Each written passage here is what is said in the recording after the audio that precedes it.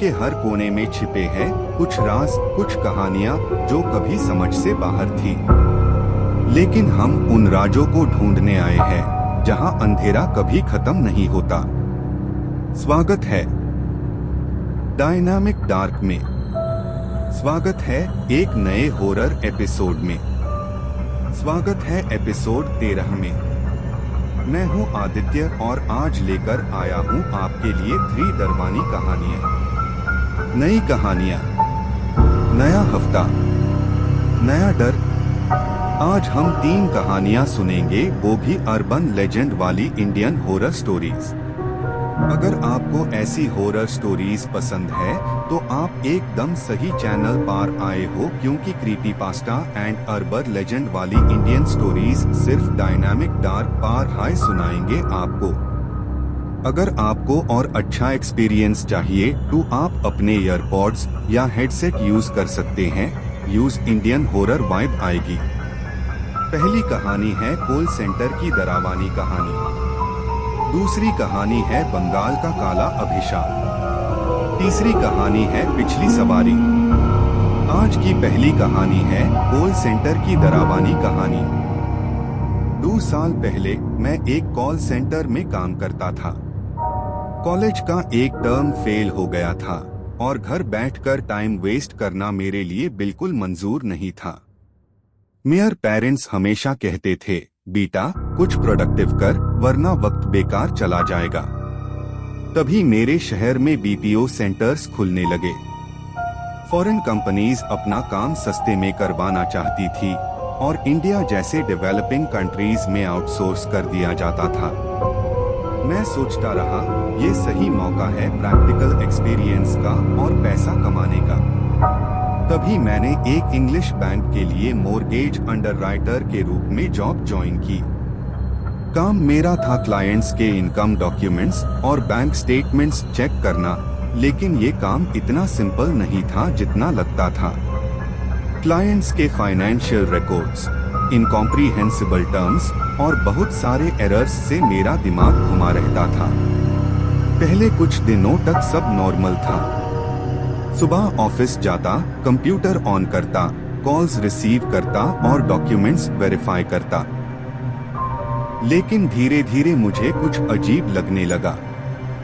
जैसे जब मैं लेट नाइट शिफ्ट्स करता, ऑफिस के कॉरिडोर्स में एक अजीब सी खामोशी छा जाती। कभी कभी मुझे लगता जैसे कोई मेरे पीछे खड़ा है या कोई रूम के कोने से मुझे देख रहा है। पर जब मैं मुड़ता, कोई नहीं होता और कॉल्स भी अजीब होने लगी। एक क्लाइंट जो मेन वेरीफाई कर रहा था, उसके डॉक्यूमेंट्स पर मुझे एक अनयूजुअल सिग्नेचर मिला।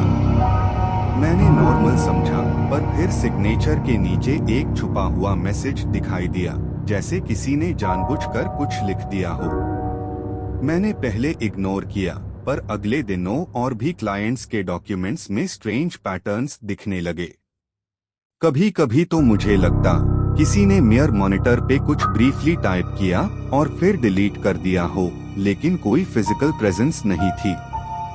और रात के शिफ्ट्स सबसे ज्यादा टेरिफाइंग।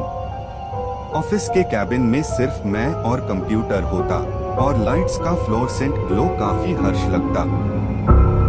कभी कभी मुझे लगता जैसे मॉनिटर पर कोई शैडो मूव कर रहा है, पर मेरा दिमाग कहता था बस स्ट्रेस है, इमेजिनेशन है। लेकिन फिर एक दिन एक क्लाइंट कॉल आई और उसकी आवाज इतनी ठंडी और धीरे से आई कि मेरा बॉडी फ्रीज हो गया। इसी वक्त मैंने रियलाइज किया, सिर्फ डॉक्यूमेंट्स या क्लाइंट्स ही नहीं, कुछ और भी इस ऑफिस में था। कुछ जो कभी विजिबल नहीं था, पर हमेशा मेरे आसपास घूम रहा था। और ये बस शुरुआत थी। पहले सब कुछ नॉर्मल था, पर धीरे धीरे एक अजीब सा एहसास होने लगा। रात के 12 बजे जब सब लोग छुट्टी ले चुके होते और ऑफिस बिल्कुल खाली हो जाता, मुझे लगता कि कोई मुझे देख रहा है। कभी कभी फाइल्स के ऊपर एक ठंडी हवा का झटका आता, बिना कोई फैन या एसी चलाए। मैंने शुरू में सोचा बस थकान है, इमेजिनेशन है, पर ये फीलिंग दिन बीए दिन बढ़ गई। ऐसे मोमेंट्स आते जैसे ऑफिस का एटमॉस्फेयर हाई बादल गया हो। जब मैं अपनी सीट पार कंप्यूटर स्क्रीन के सामने बैठा होता, कॉरिडोर्स के लाइट्स धीरे धीरे फ्लिकर करते। कभी कॉर्नर ऑफ आई से मुझे कुछ मूव करता हुआ दिखाई देता, लेकिन जैसे ही मैं मुड़ता कुछ नहीं होता। एक बार मेरी चेयर के पीछे एक हल्की सी शैडो पास हुई, पर जब मैंने पीछे देखा कुछ नहीं था। रात के ये मोमेंट्स मुझे डिस्टर्ब करने लगे। मियर डॉक्यूमेंट्स धीरे से हिलते, पेपर्स के एजेस हल्की सी आवाज करते, जैसे कोई इनविजिबल हाथ से उन्हें टच कर रहा हो। कभी कभी कंप्यूटर स्क्रीन पर स्ट्रेंज ग्लिचेस दिख जाते, क्लाइंट सिग्नेचर्स और नंबर्स थोड़ी देर के लिए डिस्टोर्ट हो जाते, एफआईआर नॉर्मल हो जाते, और कॉल्स भी अजीब होने लगी। कभी कभी फोन लाइन घंटी बजती, पर जब उठता सिर्फ हल्की सी ब्रीदिंग सुनाई देती, कोई वर्ड्स नहीं। कुछ रातों में मुझे लगता जैसे कोई मेरे साथ बैठा है, लेकिन ऑफिस कंप्लीटली एम्प्टी है। मेरा हार्ट बीट तेज हो जाती और मुझे लगता कि हर शैडो, हर साउंड किसी की नजर मेरी तरफ है। एक रात मेन लेट नाइट शिफ्ट में था। ऑफिस के फ्लोरेसेंट लाइट्स ब्लिंक कर रही थी और मुझे लग रहा था जैसे शैडोज अकेले मेरे आसपास घूम रहे हैं।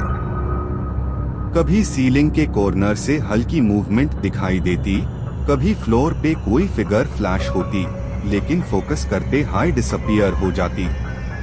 मैंने ट्राई किया इग्नोर करने का, लेकिन हर घंटी, हर साउंड और हर मूवमेंट मुझे डरता जा रहा था।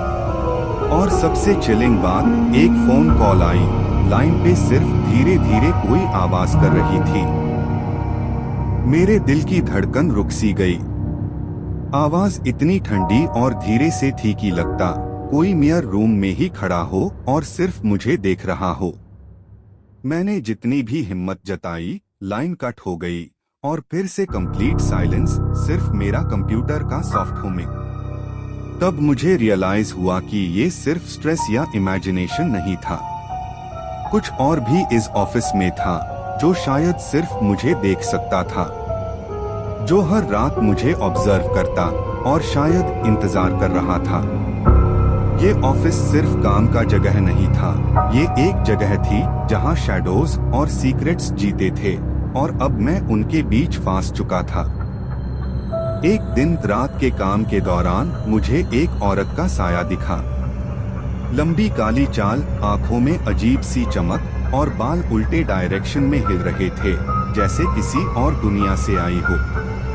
मैंने पहले सोचा शायद मेरा दिमाग खेल रहा है, स्ट्रेस या नींद का इफेक्ट, पर जैसे ही मैंने ब्लिंक किया, वो वहां से गायब हो गई। मैंने आसपास देखा, लेकिन ऑफिस बिल्कुल खाली था। चेयर हिल रही थी, पेपर्स स्लाइटली मूव हो रहे थे और फ्लोरेसेंट लाइट्स फ्लिकर कर रही थी, जैसे उनकी अपनी लाइफ हो। मेरा हार्ट बीट तेज हो गया और हर शैडो मुझे डरता सा लग रहा था। मैंने अपने दिमाग को समझाने की कोशिश की, पर हर कॉर्नर में कुछ ना कुछ अजीब सा हो रहा था। कंप्यूटर स्क्रीन पे डॉक्यूमेंट्स ग्लिच होते, मॉनिटर के रिफ्लेक्शन में कुछ और दिखाई देता। एक बार जैसे ही मैंने एक फाइल उठाई, हल्की सी ठंडी हवा का झटका मिला, जैसे इनविजिबल हाथ ने टच किया हो। एफआईआर एक और बार जब मैं डॉक्यूमेंट्स वेरीफाई कर रहा था, कॉर्नर ऑफ माय आई से मैंने उसके आंखों का ग्लिंट देखा, एक मोमेंट के लिए, सिर्फ मेरे लिए। मैंने ड्यूरेंट मुड़कर देखा, कुछ नहीं था, लेकिन अंदर ही अंदर एक अजीब सा डर घुस गया, जैसे कोई इनविजिबल प्रेजेंस मुझे ऑब्जर्व कर रही हो। रात के ये मोमेंट्स और ज्यादा इंटेंस हो गए। हर साउंड, हर शैडो, हर फ्लिकर अब उसके होने का सिग्नल देने लगा। पेपर्स हिलने पर, कंप्यूटर ग्लिच होने पर, या फोन की लाइन में हल्की सी हिस, मुझे लगता कि वो हमेशा आसपास है। मेन कॉरिडोर्स का एंड देखता, कभी कभी उसकी हल्की सी शैडो या मूवमेंट दिख जाती। फ्लोरेसेंट लाइट्स ब्लिंक करते, शैडोज लंबी और डिस्टॉर्टेड लगती, और एयर में ठंडी हवा का सेंसेशन, जैसे कोई इनविजिबल हाथ पास से गुजर रहा हो। हर हार्ट बीट के साथ दार और बारह रहा था। मेरे अंदर का एड्रेनालाइन और टेंशन इतना ज्यादा हो गया कि मेन ऑलमोस्ट फ्रीज हो गया। हर साउंड और शैडो अब बस मेयर इमेजिनेशन का पार्ट नहीं लग रहा था। कुछ रियल था, कुछ खतरनाक, और सबसे टेरिफाइंग मोमेंट एक औरत का साया जो सिर्फ मुझे देख रहा था, जैसे मेरी हर मूवमेंट को मॉनिटर कर रहा हो। मैंने रियलाइज किया कि अब बस इमेजिनेशन नहीं, कुछ रियल और खतरनाक ऑफिस में मेरे आसपास घूम रहा था। और शायद वो मुझे ऑब्जर्व कर रहा था, इंतजार कर रहा था, जैसे मेरी गलती का इंतजार कर रहा हो। मैं वहां से ट्यूरेंट नहीं भागा, पर हर एक मिनट का एक्सपोजर मुझे और डरता रहा, जैसे ऑफिस के शैडोज खुद जिंदा हो गए हो और मैं बस एक ऑब्जर्वर हूँ जो अब इस अनसीन प्रेजेंस के शिकार बन चुका है। अगली कुछ रातों में सब कुछ और ज्यादा अजीब और खतरनाक हो गया। कंप्यूटर खुद ऑन ऑफ होने लगे। पहले छोटी ग्लिचेस लगती, पार एफआईआर स्क्रीन पे डॉक्यूमेंट्स ब्लिंक करने लगे, कभी कभी डिस्टॉर्टेड क्लाइंट फाइल्स दिखा रहे थे, जैसे कोई मुझे डायरेक्टली ऑब्जर्व कर रहा हो। हर ग्लिच के साथ मेरा एड्रेनालाइन स्पाइक होता और अंदर का डर बढ़ता जाता। फोन लाइन भी अजीब हो गई, कभी हल्की सी विस्पर सुनाई देती, कभी डिस्टॉर्टेड लाफ्टर, जैसे इनविजिबल प्रेजेंस मेयर काम को ऑब्जर्व कर रही हो। कभी फोन खुद रिंग करता और लाइन पे सिर्फ एक लो रास्पी ब्रीदिंग सुनाई देती। मैंने सोचा इग्नोर करूंगा, पर हर बार दिल की धड़कन तेज हो जाती और हाथ ठंडे हो जाते। और ईमेल्स हर रात इनबॉक्स में घुसे हुए थ्रेट लाइक मैसेजेस आने लगे। वर्ड्स डिस्टॉर्टेड, स्पेलिंग अजीब, और कुछ ऐसे हिंट्स जो सिर्फ मुझे समझ आते, जैसे कोई मुझे स्पेसिफिकली टारगेट कर रहा हो। मैंने हर बार उन्हें केयरफुली देखा, पर अंदर ही अंदर एक अजीब सा सस्पेंस और दार बढ़ता जाता। कभी कभी एक शिवर मेयर स्पाइन से उतर जाता और मुझे लगता कि कोई इनविजिबल आंखें मेरी हर मूव को ट्रैक कर रही है। मैं दार के मार के ऑफिस में अकेला काम कर रहा था। लाइट्स फ्लिकर कर रही थी, पेपर्स हिल रहे थे और कॉरिडोर्स का एंड हमेशा डार्क और इंटिमिडेटिंग लगता। हर कॉर्नर में शैडोज लंबी और डिस्टॉर्टेड लग रही थी।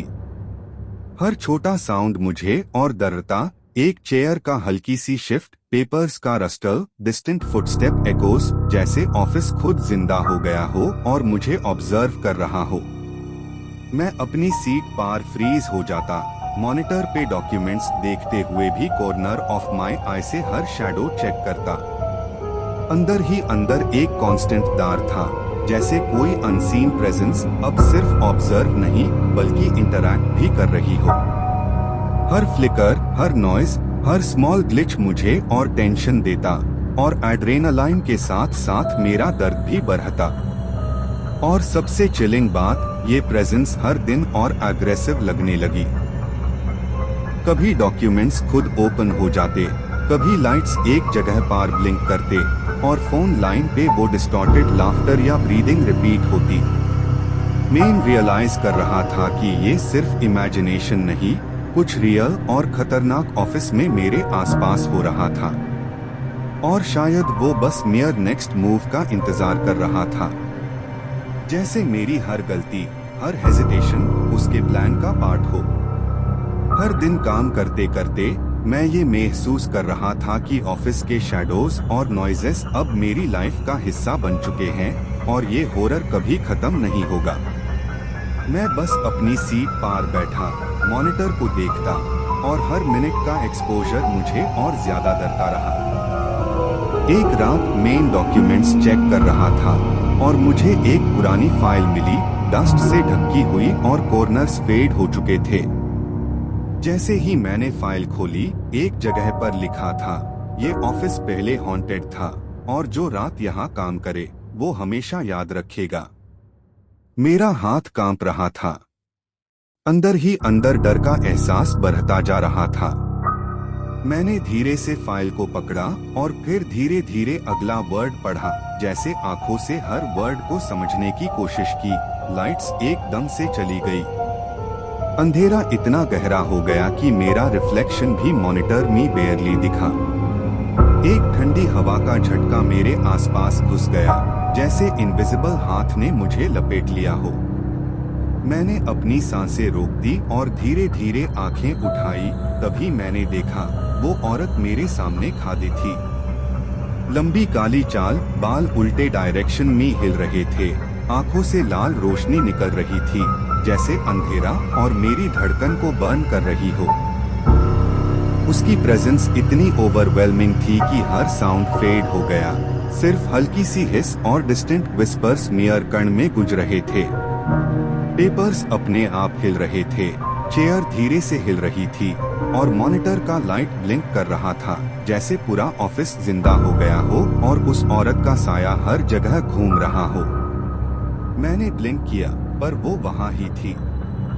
उसकी आंखों का लाल ग्लो तेज हो गया। मेरा रिफ्लेक्शन स्क्रीन में डबल लग रहा था, जैसे मैं और ऑफिस दोनों ट्रैप हो गए हो। मैंने धीरे पीछे हटने की कोशिश की, पर हर कदम पर ठंडी हवा और शैडो के मूवमेंट से लग रहा था कि वो मेरा हर मूव प्रेडिक्ट कर रही है। हर फ्लिकर, हर ग्लिच और हर सटल नॉइज अब उसके प्रेजेंस का प्रूफ था।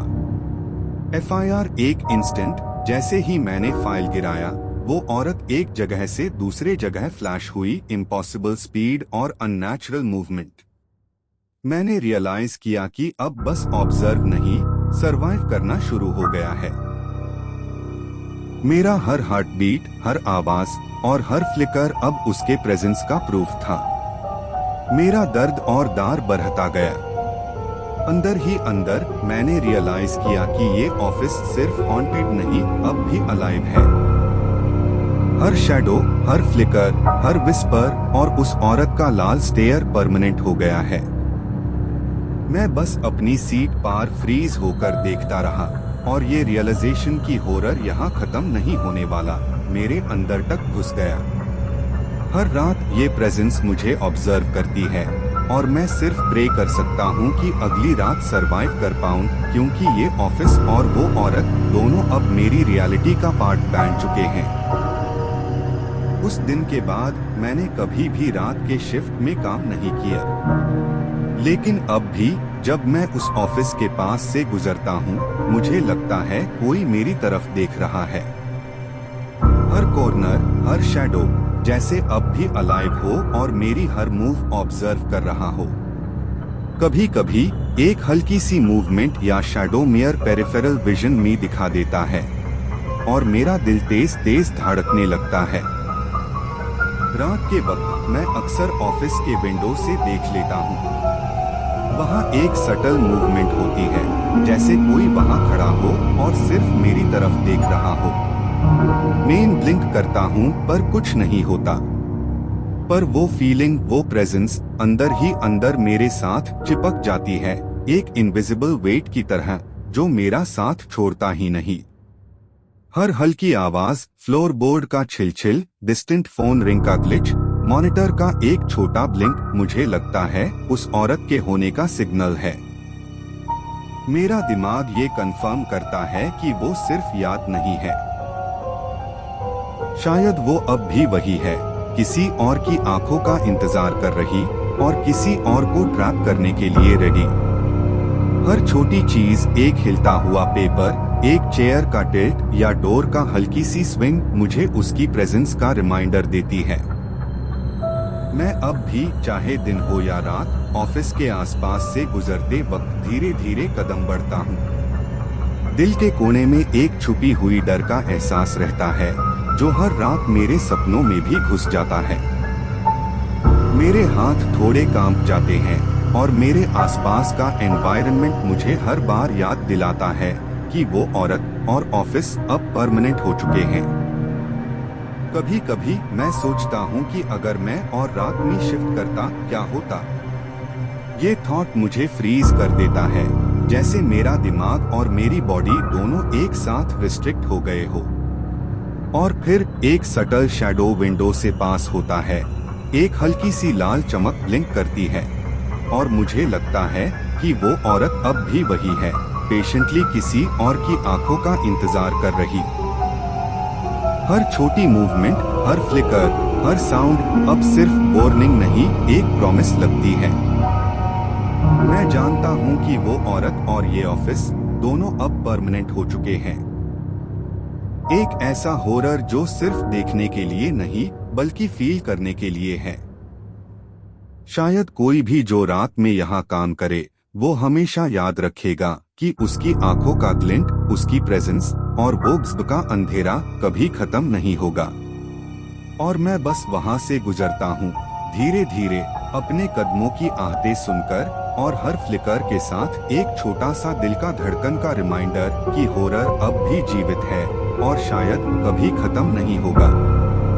हर बार जब मैं ऑफिस से दूर होता हूँ, मुझे एक फेंट विस्पर सुनाई देता है, यू विल रिमेम्बर ऑलवेज। मुझे अब पता है कि ये ऑफिस और वो औरत दोनों सिर्फ मेरे सपने नहीं बल्कि रियलिटी में भी है। हर रात जब मैं सोचता हूँ या कहीं से गुजरता हूँ, वो इनविजिबल प्रेजेंस हमेशा मेरे साथ होती है। एक ऐसी फीलिंग जो कभी खत्म नहीं होती और हर कदम पर मुझे ये याद दिलाती है, हॉरर अब भी जीवित है और शायद हमेशा जीवित रहेगा। आज की दूसरी कहानी है बंगाल का काला अभिशाप। मैं अपने कॉलेज के बाद अपने ग्रैंड पेरेंट के घर गया शांति से लिखने के लिए। वो घर 8 साल से खाली पड़ा था। उसकी खिड़कियों और दरवाजों पे धूल की मोटी परत जम गई थी और हर कॉर्नर से उदासी और सुखपन झलक रहा था। अंदर कदम रखते ही एक ठंडी हवा ने मुझे छू लिया, जैसे घर सिर्फ मेरा इंतजार नहीं कर रहा था बल्कि किसी और का भी।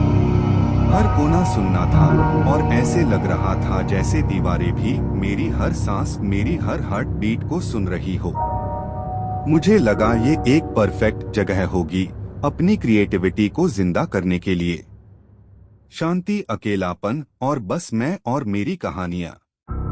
लेकिन जल्द ही मुझे समझ आया कि यहाँ सिर्फ मैं नहीं था। उस रात जब मैं लिख रहा था, पहली बार मैंने वो आवाज सुनी।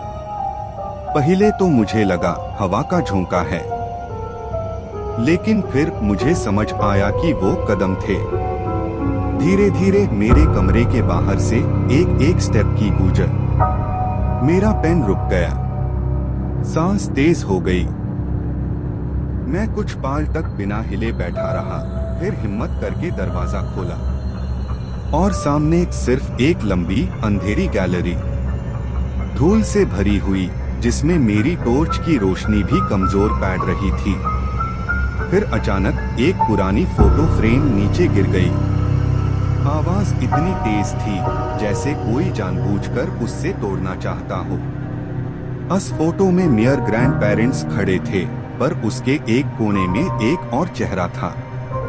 एक ऐसा चेहरा जिसे मैंने पहले कभी नहीं देखा।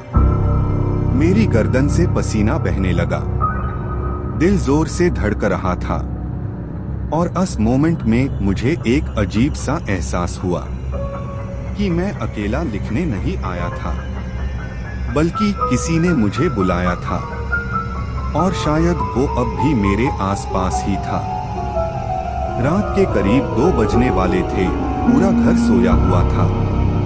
मैं अपने कमरे में बैठा था, लैपटॉप की रोशनी से सिर्फ एक छोटा सा दायरा रोशन था। और तभी एक हल्की सी खरक सी सुनाई दी नीचे वाली गैलरी से, जैसे कोई धीरे धीरे चल रहा हो। और मैंने पहले सोचा शायद चिड़िया या बिल्ली हो, पर आवाज बढ़ा रही थी एक रिदम में, जैसे कोई चेन से पैर जमीन पर घास रहा हो। स्मॉल पॉज, फिर एक और चीज हुई, एक बिल्कुल करीब से कोई ने मेरा नाम कहा। विस्पर, नाम इतना नजदीक कि मेरी कानून की राह से निकलते ही मेरा सर थोड़ा घूम गया और मेरी सांसें तेज हो गई। मैंने पलट कर देखा, अंधेरा ही अंधेरा। ऑज लॉन्गर। दिल की धड़कन इतनी तेज हो गई थी कि हर साउंड एक ड्रम की तरह गूंज रहा था। औस फिर से फ्लोर से वो छिलछिल सी खराश, नंगे नाखून से लकड़ी घिसने जैसी, जो सीधा मेरे कमरे के दरवाजे तक आ रुकी। औस मैंने अपने आप को संभाला, हिम्मत करके बेड से उठा, हर एक कदम धीरे। औस दरवाजा खोलते हुए मेरी उंगलियां ठंडी हो गई और एक ऐसी हवा गुजरी जिसमें कुछ पुराना और मिलता जुलता महसूस हुआ, जैसे कोई पुरानी खुशबू, धूल और किसी के पायलों की खनक। औस दरवाजे के बाहर कुछ नहीं था, बस अंधेरा और एक हल्की सी सांस जो जैसे किसी के पीछे से निकल रही हो। औस वापस कमरे में आते ही मैंने सोचा कि शायद दिमाग का दिखावा था, पर रात भर वो आवाजें बार बार आई, हर रुकावट पर, हर मिनट पार, जैसे कोई वक्त का हिसाब ले रहा हो। Longer pause. उस रात के बाद मुझे पता चल गया, ये आवाजें कोई मजाक नहीं थी। कोई था जो रात को आशिकाना तरीके से मुझे बुला रहा था। विस्पर, और मैं बस सुनता रहा। बचपन से सुना था मैंने कि कुछ औरतें मरने के बाद भी शांति से नहीं जाती। उनके दर्द, उनके गुस्से और उनके अधूरे अरमान उन्हें एक ऐसी रूह बना देते हैं जो इंसान और इंसानियत दोनों के लिए खतरा बन जाती है। लोग कहते थे, रात के अंधेरे में सेफ सारी वाली एक औरत अगर तुम्हें रास्ते पर मिल जाए तो समझ लो तुम्हारी जिंदगी अब तुम्हारी नहीं रही। कई गांव, कई शहरों में उस चुड़ैल को देखा गया है। कोई कहता है उसके पैर उल्टे होते हैं, कोई कहता है उसके बाल खुले होते हैं और वो हवा में तैरती है, जैसे जमीन उसके लिए बनी ही ना हो। पर एक बात सब में कॉमन थी, उसकी आंखों की लाल चमक। वो चमक जो अंधेरे में भी आग की तरह जलती रहती है। रात के 12 बजे के बाद कहते हैं वो सड़कों पर निकलती है। टैक्सी ड्राइवर्स या लेट नाइट ट्रैवलर्स उन्हें अपना शिकार बनती है। सबसे खौफनाक बात, उसकी चलने की आवाज नहीं आती। तुम्हें लगेगा तुम अकेला चल रहे हो, पर पीछे मुड़ोगे तो सिर्फ एक लंबी काली परछाई खादी मिलेगी। एक बार एक आदमी ने कहा, उसने उस चुड़ैल को इग्नोर कर दिया, बस गाड़ी तेज चला ली। लेकिन अगले दिन उस आदमी की लाश रोड के किनारे मिली। उसकी गर्दन 180 डिग्री उल्टी हुई थी, जैसे उसने गलती से उस चुड़ैल को देख लिया हो।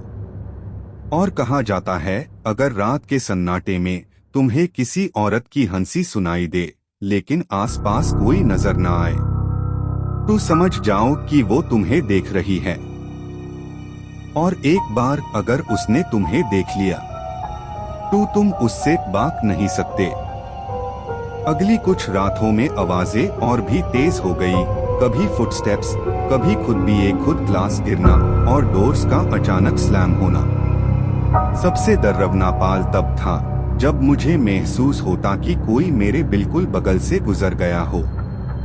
उस पल मेरी सांसें रुक जाती थी।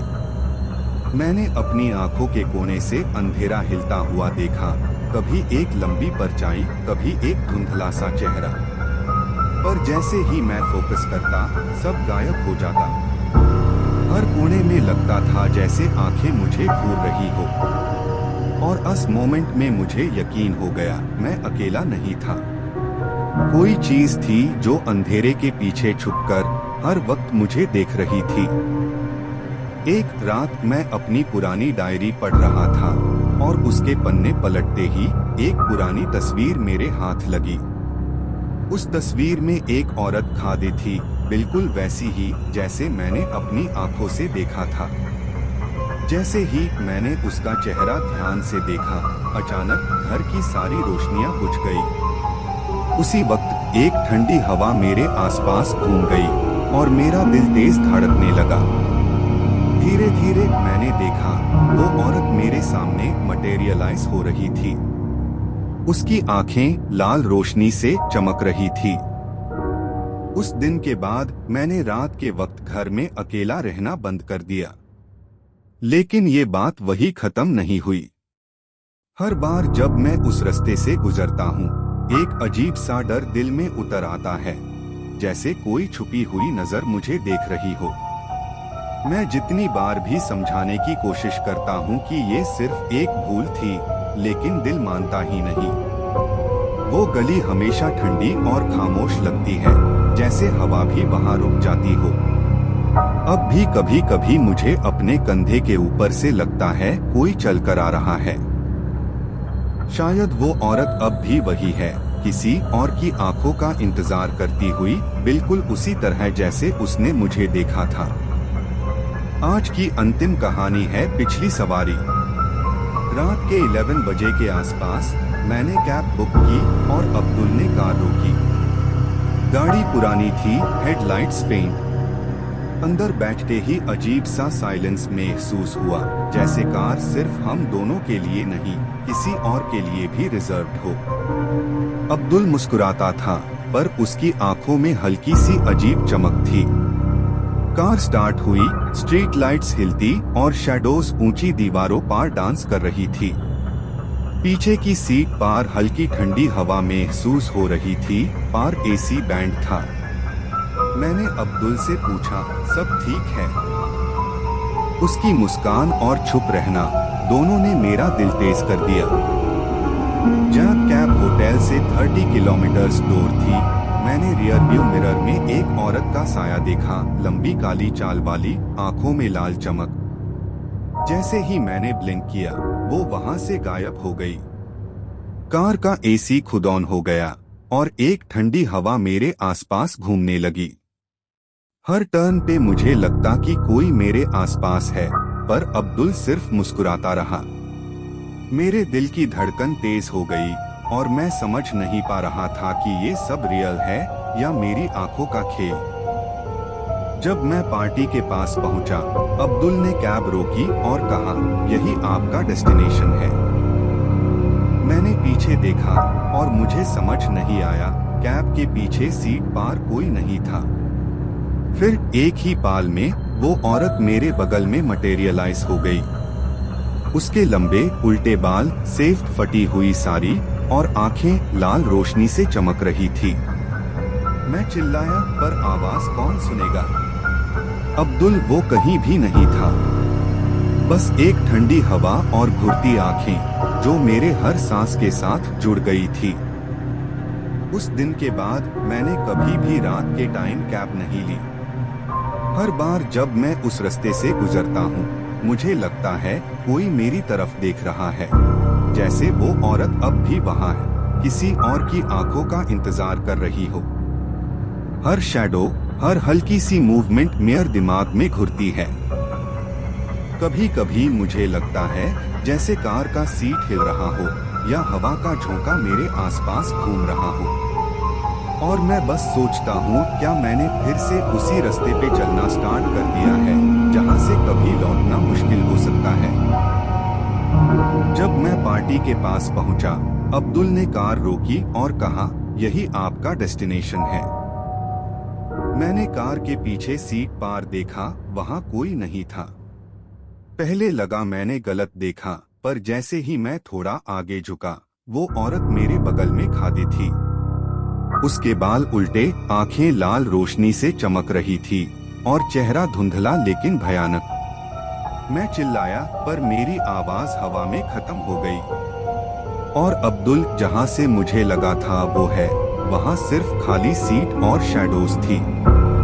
मेरा दिल तेज धड़कने लगा और समझ आया, मैं अब अकेला नहीं था और कोई भी मुझे बचाने नहीं आएगा। उस दिन के बाद मैंने घर में रात के वक्त अकेला रहना बंद कर दिया।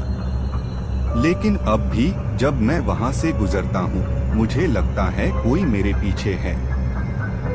कभी कभी घर के खिड़कियों से हल्की सी शैडो दिख जाती है, या फिर एक ठंडी हवा मेरे चेहरे को छू जाती है, जैसे कोई बिना दिखाए मेरे आसपास घूम रहा हो। हर कॉर्नर में छुपी हुई कोई चीज मेरी हर हरकत देख रही होती है। मैं अपने आप को समझता हूँ, शायद दिमाग का खेल है, लेकिन दिल जानता है कि सच कुछ और ही है। कभी कभी रात के बिल्कुल अंधेरे में मुझे लगता है कि वो औरत वहाँ है, किसी और की आंखों का इंतजार कर रही, जैसे मैं पहले ही उसकी लिस्ट में हूँ। वो चुपके से घर के अंदर मूव करती है और मैं सिर्फ एक फ्लीटिंग शैडो देख पाता हूँ। और हर बार जब मैं पीछे मुड़कर देखता हूँ, कुछ भी नहीं होता, पर अंदर ही अंदर मुझे पता है कि वो वहाँ है और शायद हमेशा वहाँ रहेगी, हर रात, हर शैडो, हर ठंडी हवा के साथ। ये था end of episode 13 of dynamic dark.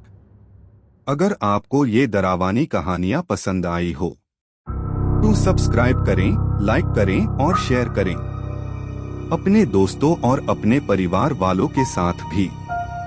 तब तक के लिए डरावनी कहानियां सुनते रहिए, क्योंकि हम जल्दी वापस लौटेंगे एपिसोड 14 के साथ।